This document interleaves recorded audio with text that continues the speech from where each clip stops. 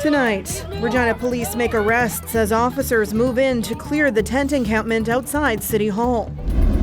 Also, some players are off the injured list and the Riders land in Halifax, ready to take on the Argos in Touchdown Atlantic. Plus, imagination creations. Lego lovers from across Western Canada are gathering in Moose Jaw for Brickspo 2023. This is CBC Saskatchewan News.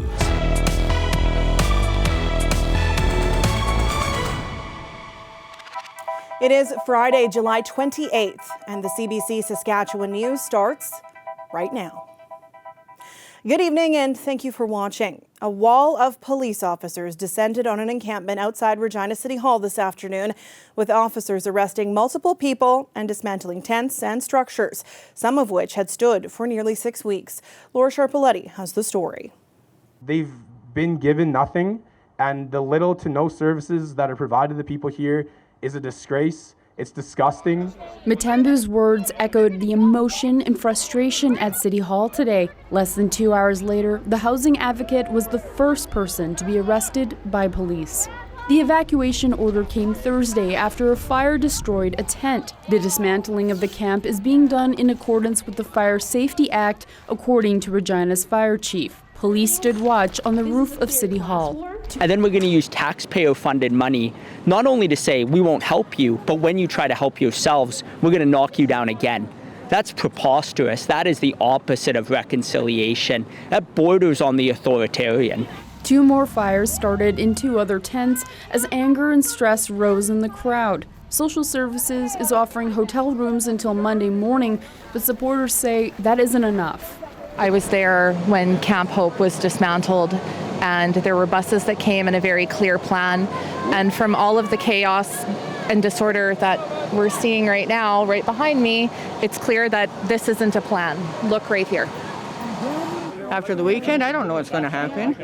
I'm on the blacklist for renting. Even though I'm a good renter, I always have my rent paid. It's just the company I kept that got me on the shit list, right? And I've grown up since then. It's been 5 years. I'm a mother for crying out loud. The government says it's working to help the people being impacted. It says additional shelter spaces have been secured in anticipation that those at the encampment will accept the supports offered.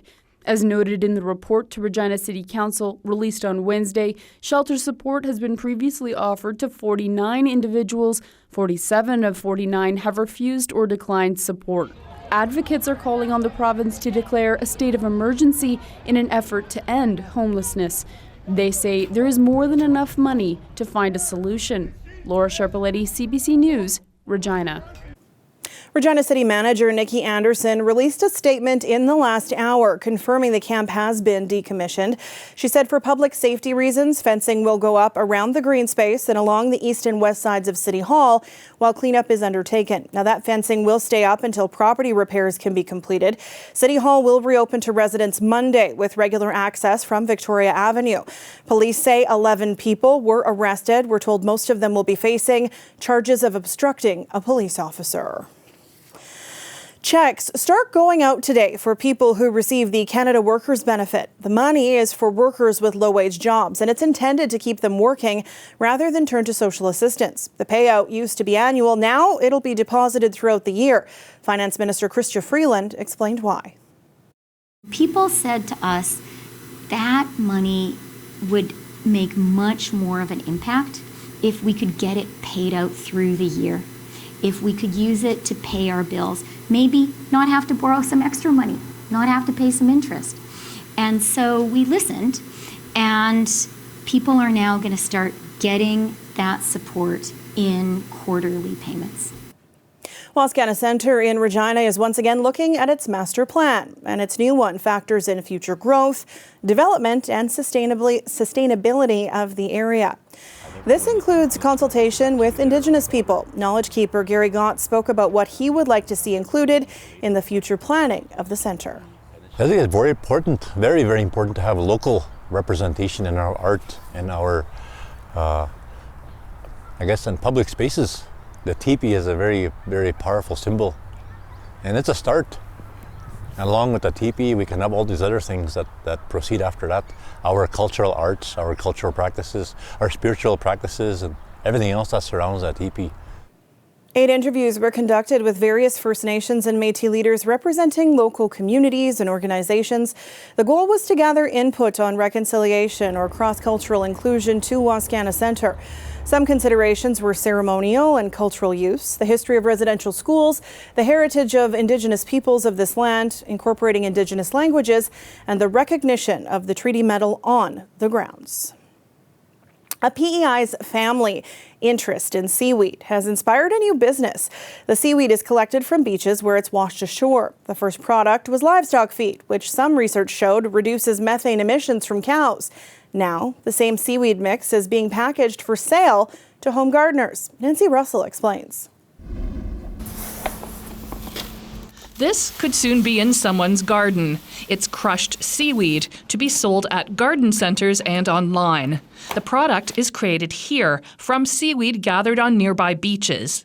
It is sun-dried, then ground up into granules. Joe Dorgan has been selling it in 50-pound bags by the tractor-trailer load to livestock producers looking to reduce methane emissions. But his daughter-in-law had another idea. I traditionally lived in large cities, and I come from a family of accountants, so seaweed is not at all something that we ever really thought about. And digging in a bit deeper into the history as well, seaweed is very important for northwestern PEI around Tignish. There's a very big history of harvesting seaweed, and trying to bring that industry sort of back, breathe new life into it. Blanchet says there are other fertilizers made from seaweed, but most are made from kelp, harvested from live plants. This is a mix of 4 different kinds of seaweed that have washed ashore, often in large amounts after storms. And so that gives us a mix of 4 different kinds of seaweed, brown and red, which means that there's a bit more, a higher concentration of minerals and vitamins than products that have just one specific species in it. Joe Dorgan says he's excited to see a new market for the seaweed product and happy it's his daughter-in-law who's doing it.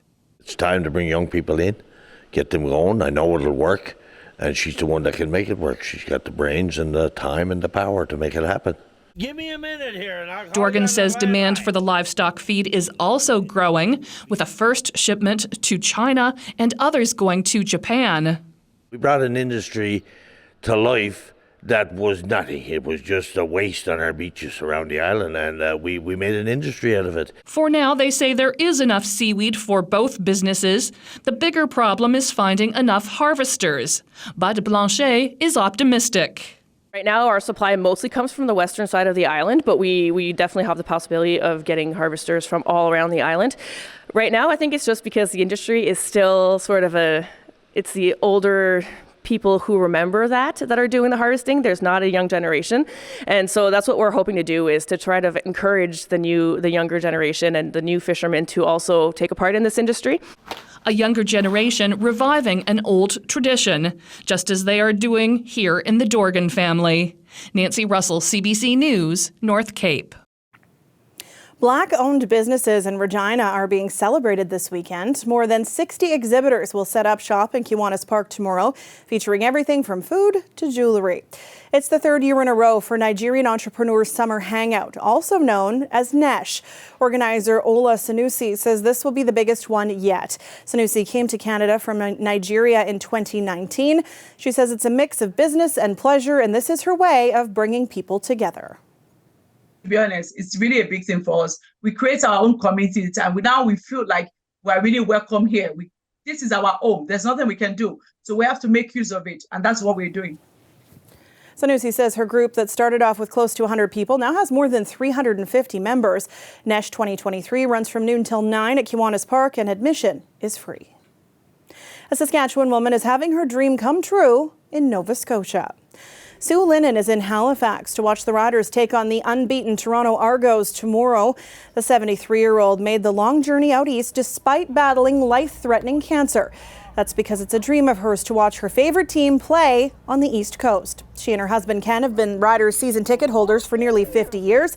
They attended a team walkthrough earlier today where the team surprised her with some Rider swag. Riders starting quarterback Mason Fine says she's an inspiration for the team.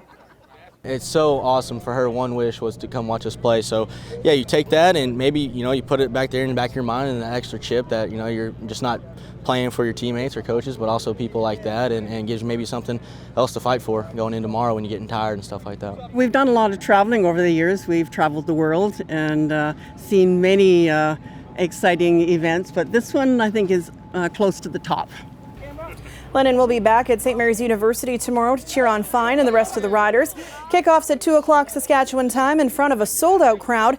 It's a rematch of last year's Touchdown Atlantic, where the Argos beat the Riders 30-24. Flag football's popularity continues to grow in Regina, so much so that Regina Youth Flag Football League was named League of the Year by NFL Flag. Locally, there are about 600 volunteer coaches, more than 100 officials, and around 10 support staff.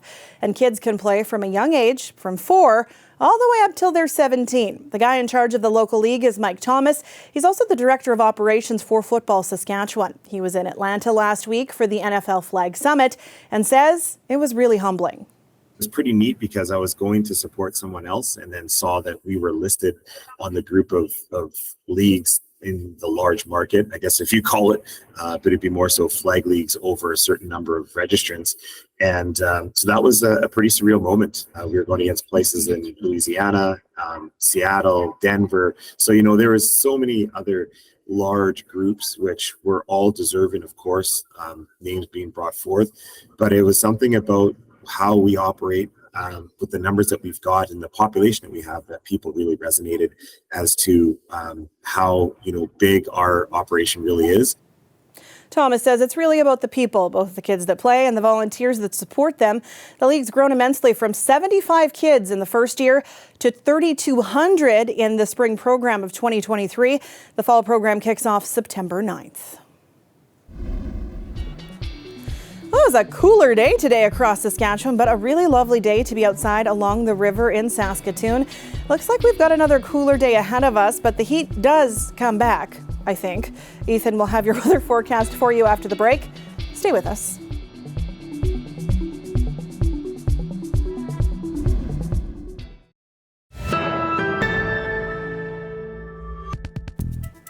People in Melfort were treated to a spectacular sight Wednesday night as the northern lights and lightning converged during a storm.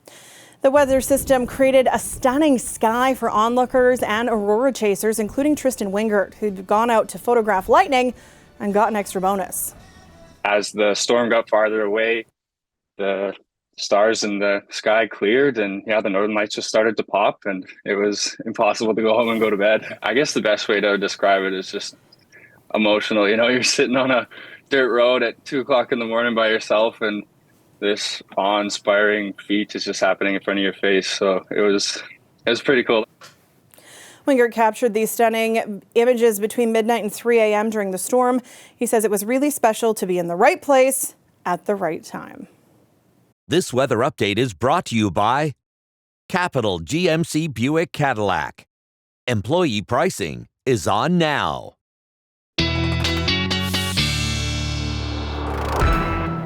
And our weather specialist, Ethan Williams, joins me now. It felt way more like fall today than July. Oh, it sure did. But this dip into fall, Sam, not going to last too long. I think we'll start to see temperatures improve heading into next week. But in the meantime, yes, through southern Saskatchewan, we're now below the 20-degree mark in Regina. Warmest places today were in the far north. Uranium City and Stony Rapids flip-flopping for the hot spot in the province through the day today. In the southern part, again, really that's where temperatures are below seasonal for this time of year. We should be around 25, 26 degrees, but only in the mid to upper teens at this point. Also seeing some rain and some cloud cover making it feel like fall as well. Cloud cover starting to die off in southern sections. Some pop-up showers here and there along the western side of the province. Rain is definitely something we have not seen a lot of this year. And the latest crop report showing that we are extremely dry. But oh, how much difference a year can make. This is topsoil moisture conditions this time last year. Lots of greens in here, adequate amounts of moisture, even a couple pockets of surplus moisture.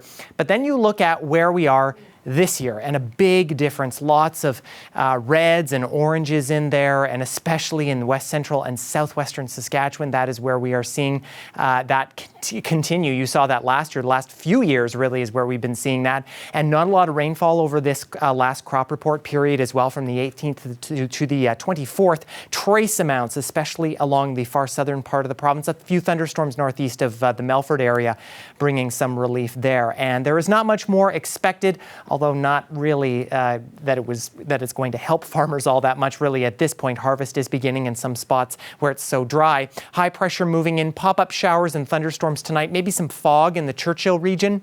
Next couple of days here, showers are going to be sporadic in south and central. The north, you'll stay mostly clear.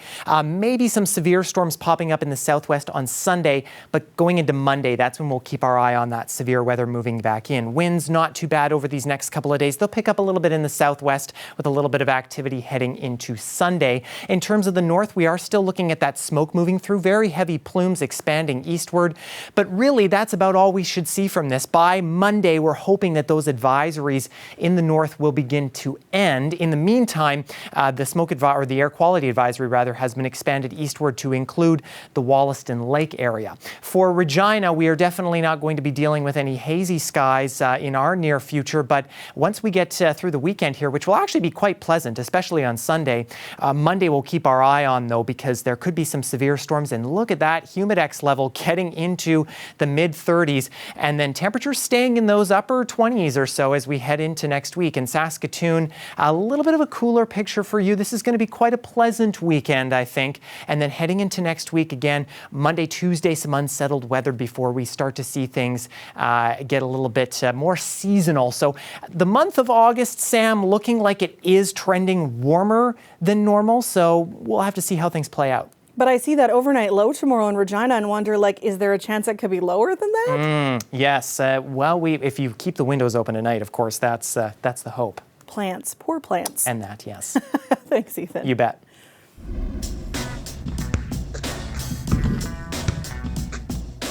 Oh my goodness, it's a trick shot not many people could make. Daniel Wascana decided to perfect this move while stuck at home during the pandemic. I mean, what else did we have to do? Here he is breaking the record for the farthest backward kick of a soccer ball through a basketball hoop at 5.7 meters. This was a first of 6 Guinness World Records he broke since this moment here. We'll be back after the break.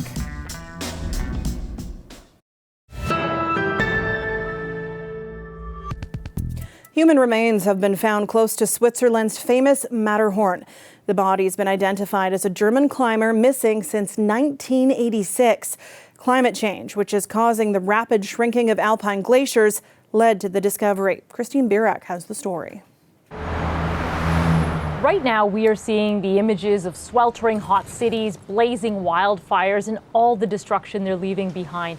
But when you move into naturally colder environments, we're also seeing climate change at work, melting glaciers around the world and revealing long-lost stories from the past, including the body of a climber who disappeared decades ago.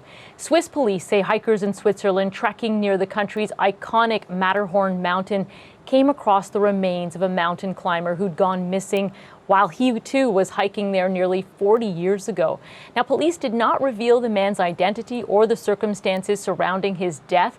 So did he get lost? Was he injured in some way? They wouldn't say. But in a statement, police did say the man was originally from Germany. He was 38 years old when he was reported missing after not returning back from a hike. Officers said the discovery was made earlier this month and that DNA analysis enabled the identification of the mountain climber. So after 37 years, his family was likely notified that he had been found. As you saw, police published pictures of a lone hiking boot with red laces sticking out of the snow.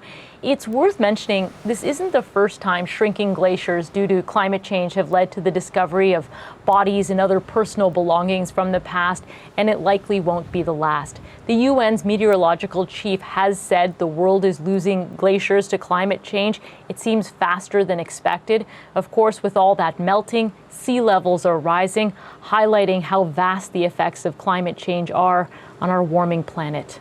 Christine Birak, CBC News, London. Members of the Canadian women's soccer team have reached an interim agreement with Canada Soccer for 2023 in their fight over player compensation. In a statement, the team says the partial deal covers compensation and prize money from this year's FIFA Women's World Cup. But members add that they're disappointed not more have to come to more of a complete deal and stated this isn't over. The team is the defending Olympic champion and players had hoped for an agreement before the World Cup started. They've been in a high-profile fight for parity with the men's team for more than a year now. The messy dispute's been dragging on since the last contract expired at the end of 2021.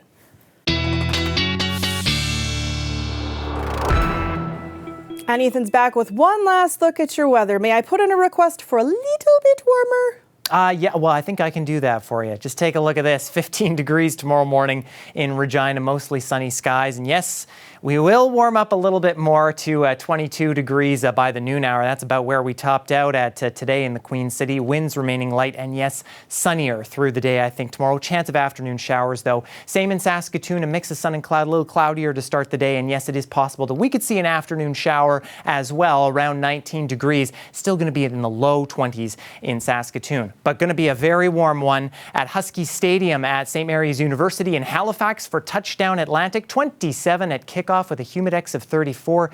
Light winds, and by the end of the game, Sam, there is a chance that we could see some cloud cover moving in and some rain as well, but still going to be very muggy. Well, let's hope they get a win for Susan Lennon, who made that trek all the way out there. Exactly. Yes, good for her. All right. Thanks, Ethan. You bet. And before we leave you tonight, if you're a Lego lover or appreciator, an event this weekend might interest you. The 12th annual Brickspo is tomorrow at the Western Development Museum in Moose Jaw. Lego is a doorway into other worlds. Whatever you can imagine, you can build it. My name is Ray Jacobs. I am a member of the Saskatchewan Lego Users Group. As long as I can remember, I've had Lego and I built with Lego right from since I was 4. And I built all through my childhood, and then as I got older I put it away and didn't think about it for years. About 14 years ago I noticed adults building stuff online. I thought, oh, I'd like to do that. Lord of the Rings sword. This is Bilbo's sword. Sting. It's made by the elves, you know. The blade glows blue when orcs are near. So I made this scale to what you see on screen. The scythe from Buffy the Vampire Slayer. I've always liked to be creative. I always like to draw and just build things, and Lego is a fantastic way to build things. I made the sets that I received as a kid, but then I would take them apart, use those parts to make my own things. Take that apart, make something else. I kind of have a Rolodex in my mind of things that I want to build. Sometimes I will think about it and build it immediately. Other times I will think about it for a few months even, or even years. There are projects that took months and years before I even began building it. I just thought about it. I didn't have the parts yet. I didn't have the know-how yet. And the more things I built, the more experience I gained. There's something there for everyone to see and be amazed by. And I myself am often amazed by the creations of the other people who are contributing builds to the show. I would have been very scared of breaking things in that room. That is it for us this week. For news anytime, you can always head to cbc.ca/sask or /Saskatoon, or subscribe to CBC Saskatchewan's YouTube channel. Ethan and I will be back with more local news and weather tonight at 11. Thanks so much for watching, and have a great weekend.